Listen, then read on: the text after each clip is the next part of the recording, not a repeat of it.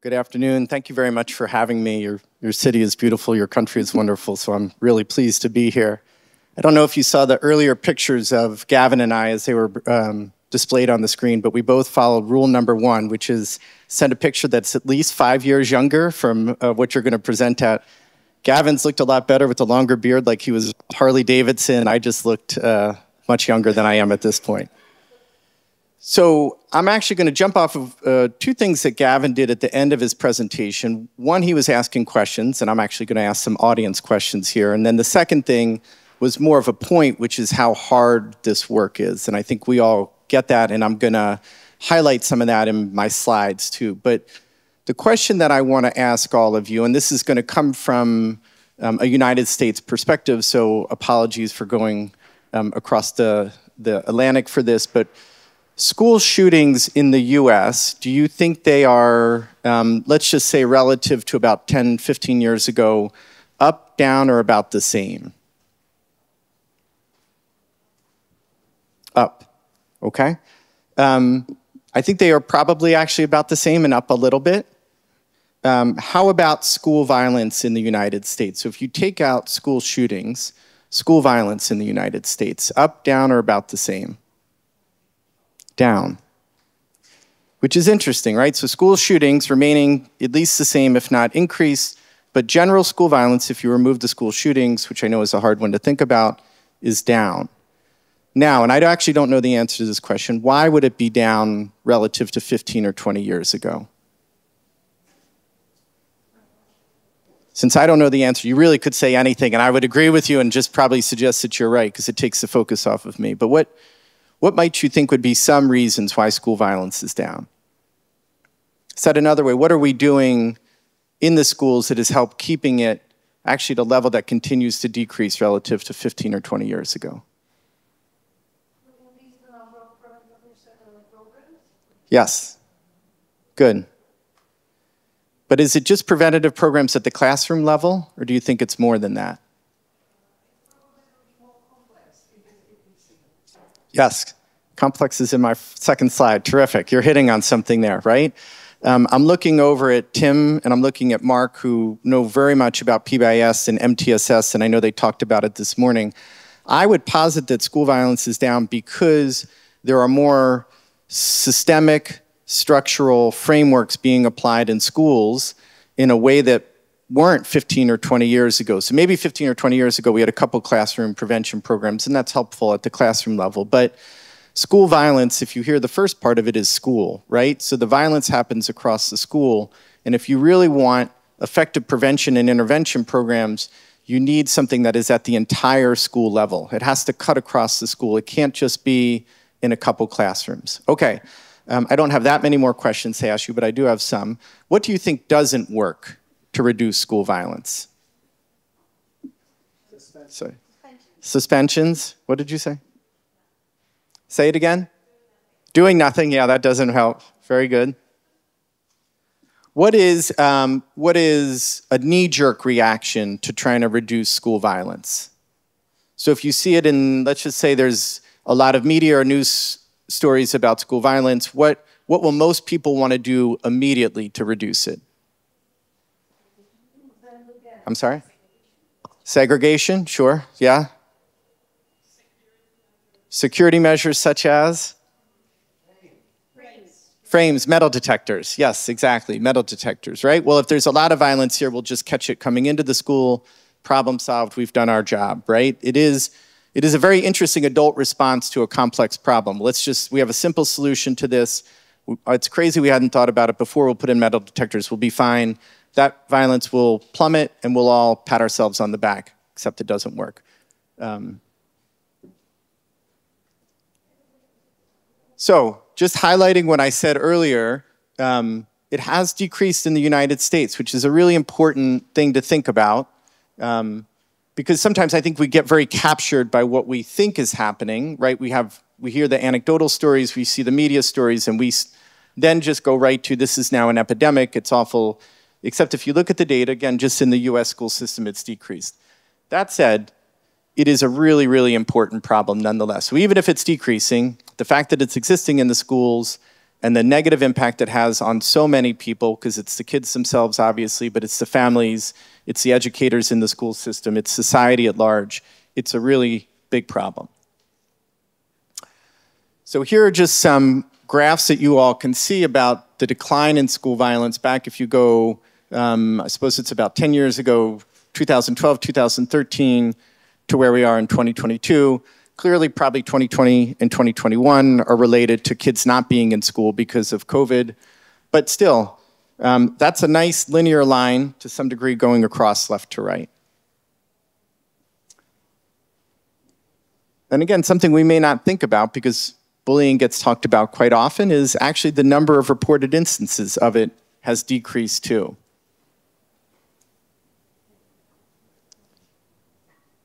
So this is what we talked about. You all were right, correct. At least in the US, the number of deaths due to school shootings has increased. Now, if I were to say to you, what is the perception? So now we know that school violence is decreased. But if I were to ask students across the US, do you think school violence is up, down, or the same? What would they say? Up. And if I were to ask teachers, educators, up, down, or the same, what would they say? Up, right? So the students facing the fear of violence has held steady. Even if the absolute value of it is down, their perception, their fear of it has held steady. And that's the same with the administrators. So, again, highlighting that school violence is a complex problem, but we often approach it with a lot of simple solutions. So I'm just going to do a little bit of a history lesson here. Forgive me for going back into the past, but because this was 20 years ago, 30 years ago, actually a much bigger problem than it is today, there were a lot of adult solutions to this problem. And one of the adult solutions was what we call zero tolerance. And zero tolerance was what you see up there, whether the behavior was actually major or minor, it was just as it says, we have zero tolerance for this behavior, you're going to get in big trouble, right? So if you bring in a gun to school, that is a big problem. Zero tolerance, you're out of the school. But if you bring in something that maybe somebody thought could be a weapon, even if you say that really wasn't, or I brought it in accidentally, I didn't even know it was in my book bag, or you fashioned something where you were shooting paper airplanes at somebody, they could say, there it is, there's a behavioral problem. We have zero tolerance for that, you're out, right? So they didn't distinguish when the concept came about what was really major, what was minor. It just said at the baseline, zero tolerance, we're not going to tolerate this anymore. School violence is a problem. You're part of that problem. We don't have tolerance for it. You're going to get a very significant consequence, which is a long-term suspension or an expulsion from the school system. But the problem with some of that is it began to get tied into the juvenile justice system as well, right? So not only are we going to say you're out of school, but now we are going to report you to authorities for what you've done in the school. And again, that could be more minor sometimes. So more minor infractions could result in involvement in the justice system. The phrase was the school to prison pipeline. What was interesting about this is the incentives that worked to uphold zero tolerance and keep it in effect for much longer than it ever should have been because, as we'll talk about, there turned out to be very little evidence to support the concept or the inaction of it. But if you look at, for example, gun-free schools, there were financial incentives for reduced behavior problems at the school. So if schools kicked more kids out, what did they get? More money, right? So there was an incentive to actually long-term suspend or expel kids from the school, again, sometimes for more minor infractions, because if you were able to demonstrate that, and this was a federal policy, you would get more money for your school system. Then there were some federal policies like No Child Left Behind, which was a federal policy with no money tied to it, but you could get money at the state level. And in No Child Left Behind, it was actually about improved academic performance. How do you raise academic performance in a school? Who are the kids that you kick out? The kids with the behavior problems, right? Because the kids with the behavior problems, in general, probably are not the straight A students. They're performing lower. So there was a way to get additional financial incentives if you kicked out the kids with behavior problems, because then the GPA of the school increased, right? So when some of these policies got put into place, we didn't think often, how is the legislation that's occurring for this tied into actually exacerbating some of what's happening in terms of the school-to-prison pipeline? We just knew that there were more money coming in. People felt safe that they had the zero tolerance in place. But interesting, as we'll see, it had very little effect. So you can just see there some of the assumptions behind zero tolerance, no empirical support for it. We also had, if you went back a slide, the DARE program, the war on drugs in the US, again, actually heavily funded by the government. Once they did evaluations of it, had no empirical support to it too.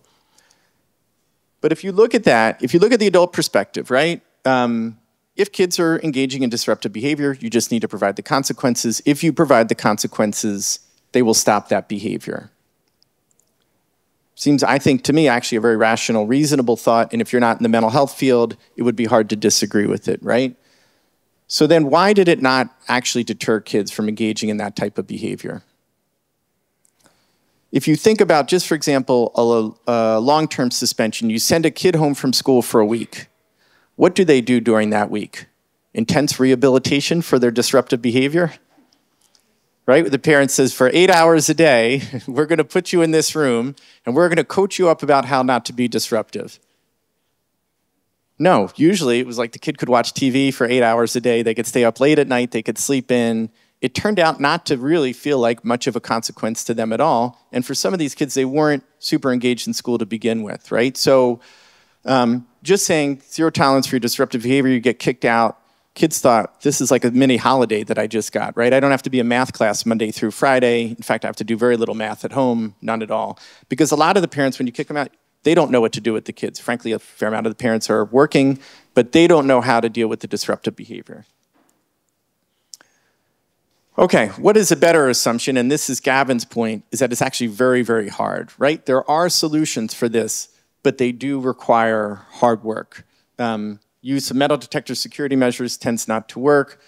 The evidence around youth mentoring, anti-truancy programs, I'd say is mixed at best. There's a little bit of support, but it's not overwhelming. So here is what does work. Gavin highlighted some of the teacher education because you can see it actually works through all of these. But these are the different types of programs that work. And if you think about them, you look at school-wide disciplinary PBIS, which I know Tim talked about, that is really a program that is throughout the school system. There are other programs that can be implemented across the school, so you have some violence prevention programs, restorative justice. I know my colleague Nate is going to do a much better job than I will talking about school-wide disciplinary strategies, graduated approaches to it, and then I mentioned MTSS before. So these, I'm not going to read this because I know we're short on time and Nate's going to do a better job, but I think there's something just very important here, which is it is graduated, right? Which means that you don't just go right to zero tolerance, that when kids misbehave, it is not to suggest there should be no consequences in place, but it should suggest that they're very reasonable, that there is a lot of teaching, and as Tim would say, practicing that occurs in terms of the right pro-social behaviors. And so it isn't you messed up and we're done with you. It is you messed up, let's now work together to figure out how you can improve your behavior. We want to keep you as a citizen of the school. We want to keep you engaged, which is different than zero tolerance, which is a very reactionary, we want you out of the school and away from us as far as possible. Improving school climate is also really important, right? The way you keep kids connected to the school is you have a healthy school environment. Sometimes that's a struggle in some of our under-resourced schools, but the better the climate is, the better the kids do in terms of their behavior. Here's just the PBIS, and again, I'm not going to stay on this too long because I know Tim spoke about it a lot this morning, but you do see the data in the bottom, right? 33% fewer receive that office discipline referral relative to kids not in PBIS. So I think some of what's happening in the US is they are taking a system-wide approach within the schools that, yes, has to do with discipline, but it has to do with mental health. And there is that interaction there, right, between behavior and mental health. And once you're able to do it across the school system, you'll see the improvements. But I think as my colleagues talked about in the talk yesterday, it is not a one-year solution, right? So even if you do PBIS, and I think Tim highlighted this, it sometimes takes 5, 6, 7 years to see the impact of it. And that's why I think zero tolerance was so wrong, which is we can fix this and we can fix it quickly, but complex problems often require complex solutions, and they just take time.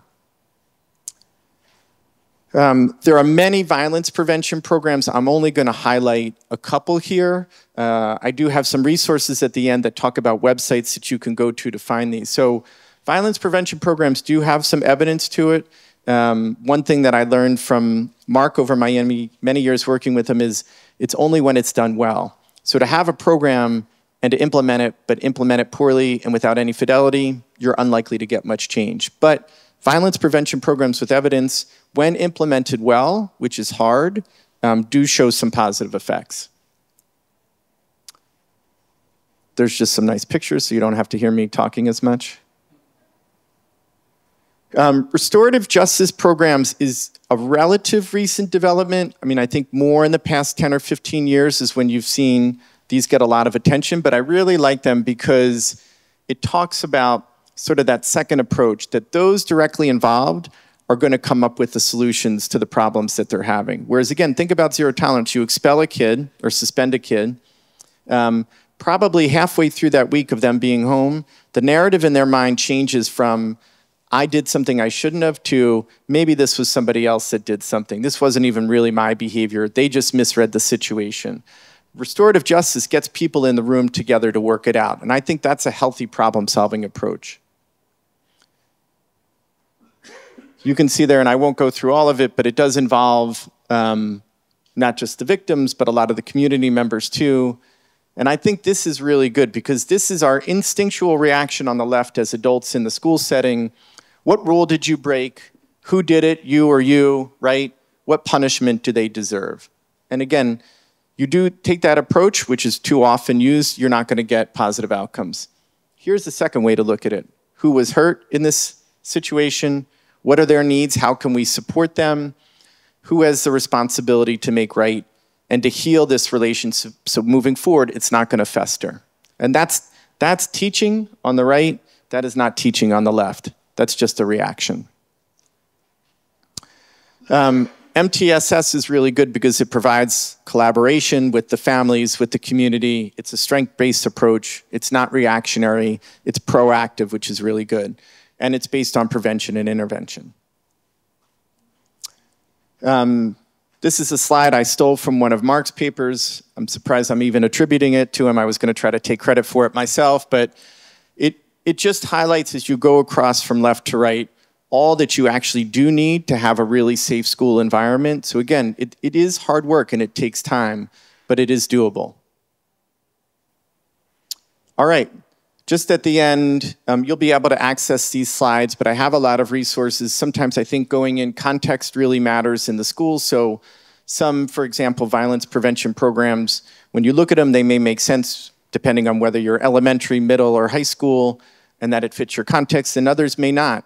And I think something to keep in mind in there is some of these programs are free, the violence prevention programs, and maybe that in an under-resourced school is exactly what you need.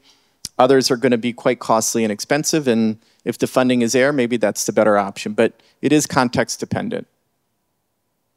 And here's just a couple more. And these are good because they're vetted based on the evidence. And so I think when you go in and look at these and pick, you can feel like, okay, they've done enough research studies that I can feel confident that at least if this fits the context of my school, that we're going to have some positive effects if we implement it well.